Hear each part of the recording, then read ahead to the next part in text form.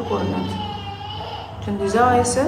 Ya'ni bu orttirilgan bo'yin qiyshiqligi va bosh formasi qiyshayishi plagitsefaliya deyiladi.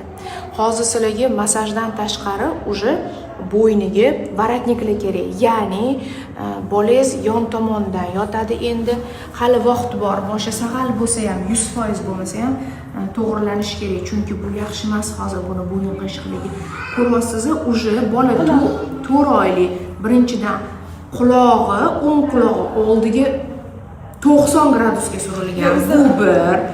Yuzlarimizda asimetriya boshlanibdi, o'ng yuz osilgan, ko'zlar qiyshaygan. Endi tasavvur qiling, boshimizni suyak formasi cherib, orqa ensa qismi yarmi pacholanib ketgan. Pacholanganning hisobiga quloq oldinga surilgan, конечно, yuz formasi ham o'zgaradi.